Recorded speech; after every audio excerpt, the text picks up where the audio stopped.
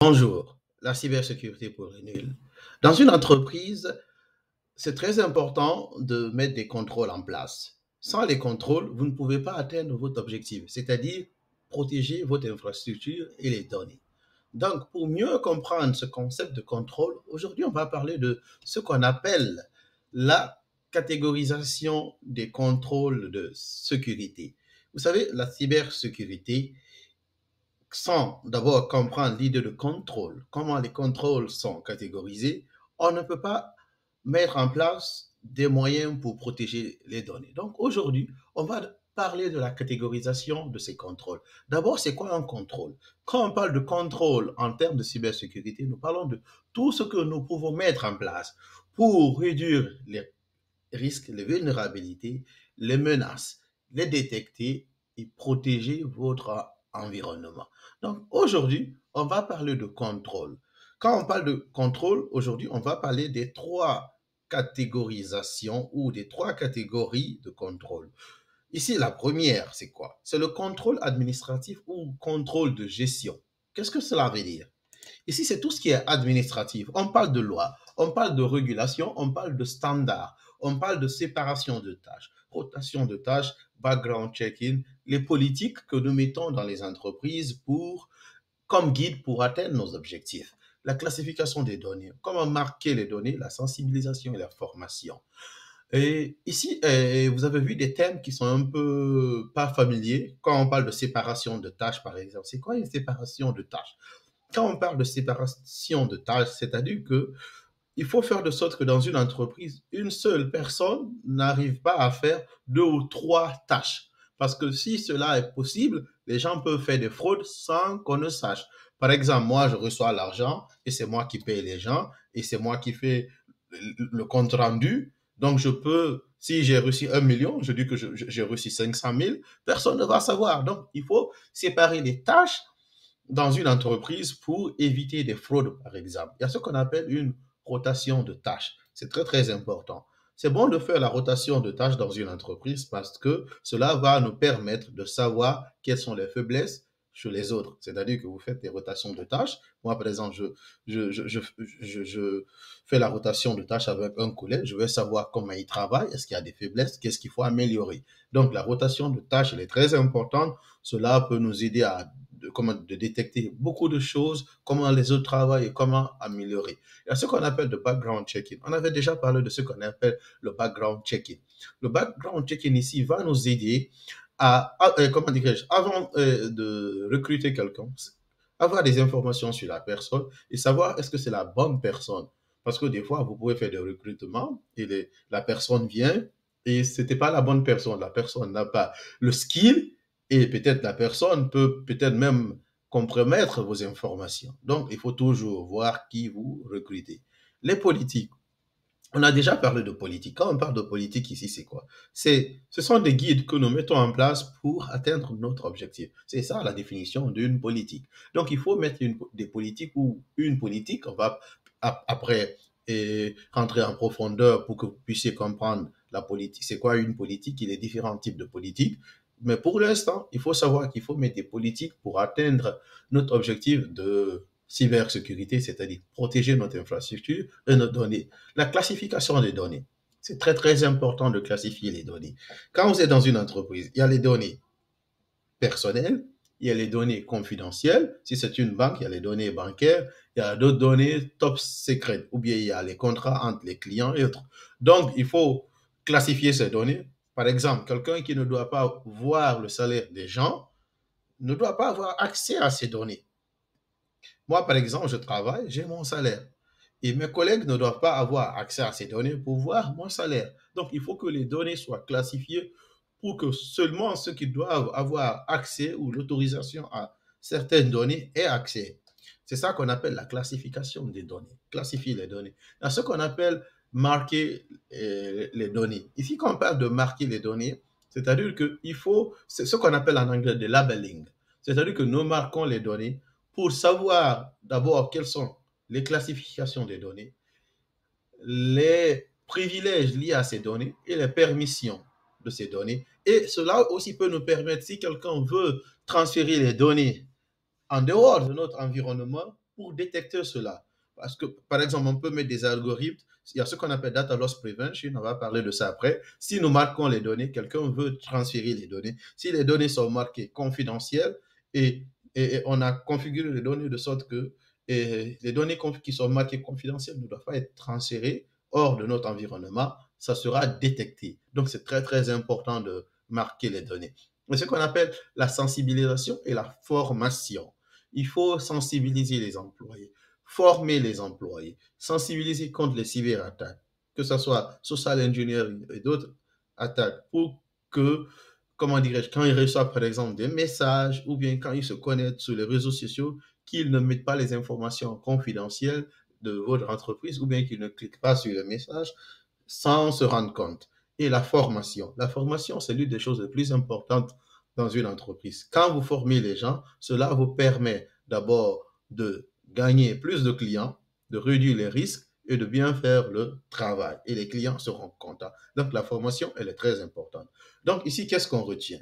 Quand on parle ici du contrôle administratif ou gestion et contrôle de gestion, c'est tout ce qui est administratif, tout ce qui est lié au management d'une entreprise. On parle ici de contrôle administratif.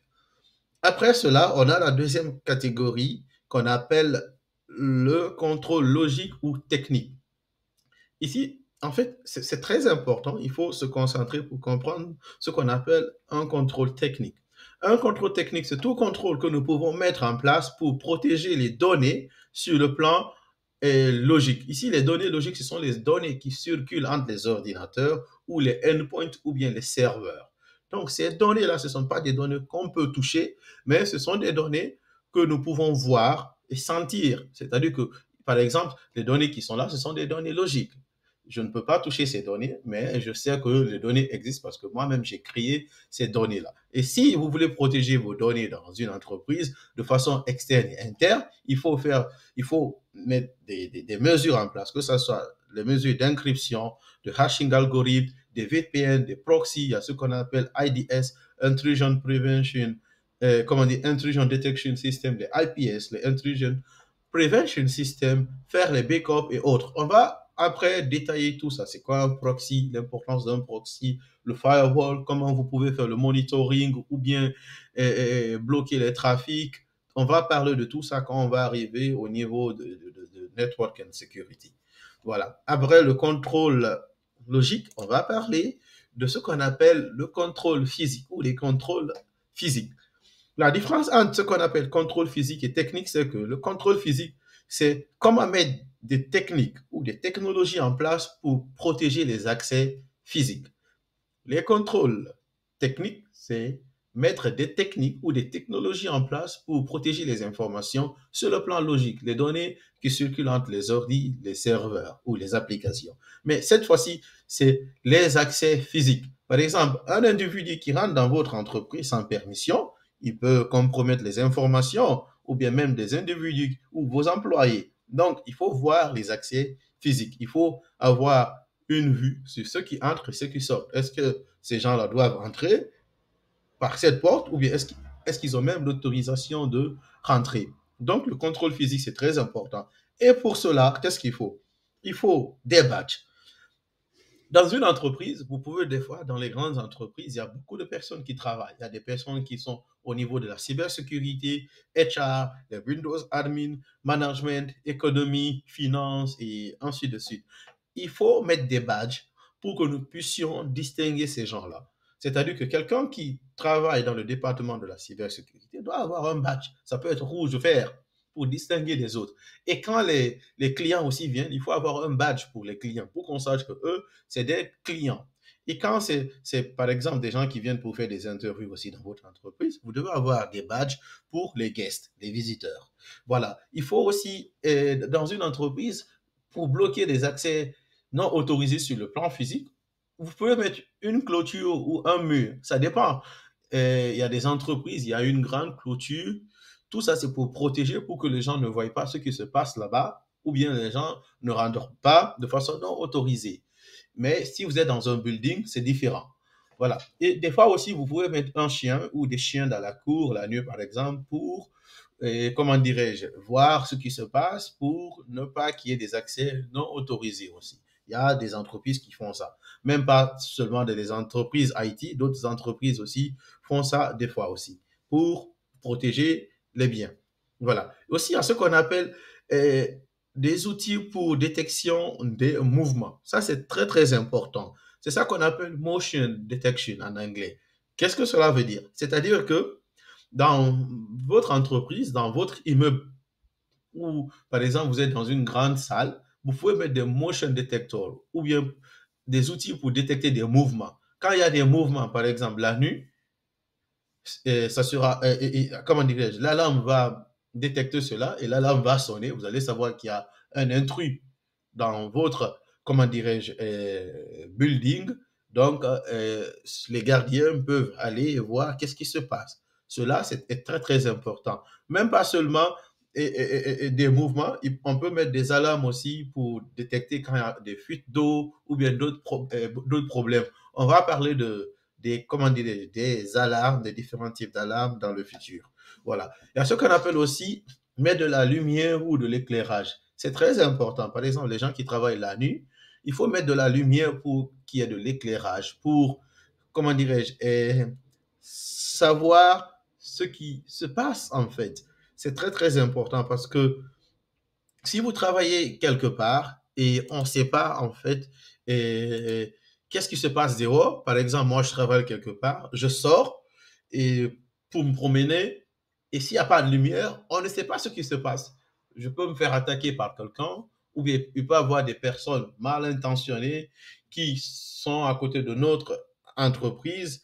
On ne sait pas qu'est-ce qu'ils veulent. Peut-être ils veulent, comment dirais-je, entrer de façon non autorisée dans notre entreprise et compromettre nos données ou bien faire du mal à nos employés. Donc, il faut mettre de l'éclairage pour avoir une grande visibilité, pour savoir ce qui se passe. Il y a ce qu'on appelle, comment dirais-je, cybercrime through environmental design. C'est-à-dire que actuellement, dans les grandes entreprises, la construction des immeubles est faite de sorte que nous pensons déjà à comment protéger les informations et les employés. C'est-à-dire que vous allez voir actuellement dans les grandes entreprises, les grands immeubles, il y a de l'espace. Il y a aussi de l'éclairage la nuit. Tout ça, c'est pour avoir une visibilité sur tout ce qui se passe aux alentours de votre entreprise. Voilà. Il y a aussi des cadenas sur les portes. Vous pouvez mettre des cadenas pour que les gens ne rentrent pas sans autorisation.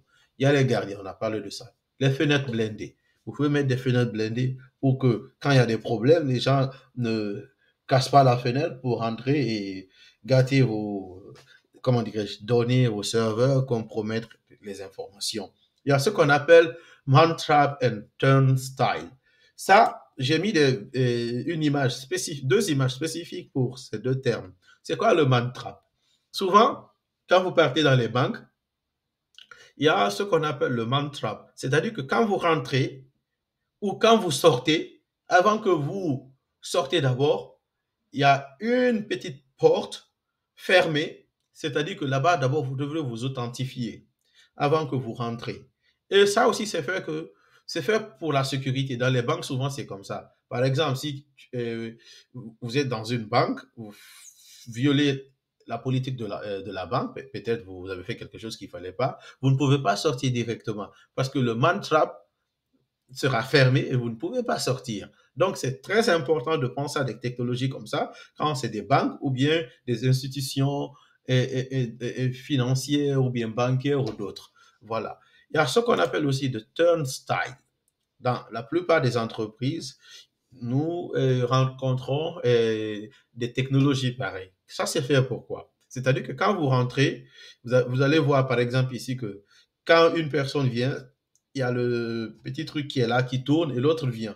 Tout ça, c'est pour stopper des attaques, par exemple, qu'on appelle de piggybacking. C'est-à-dire que quand je viens, il y a quelqu'un qui est derrière moi. Donc, c'est fait de sorte qu'une seule personne arrive à rentrer. Et aussi, c'est fait aussi pour pas seulement pour stopper des attaques comme le piggybacking, mais aussi pour stopper des accès non désirés. Souvent, à côté des accès comme ça, il y a des gardiens. C'est-à-dire que vous venez, vous avez votre badge que vous mettez, et si vous avez l'accès, le badge sonne, vous passez, et ce qui veut dire que la personne peut rentrer. Donc, Ces technologies-là sont très, très importantes de protéger les informations sur le plan physique.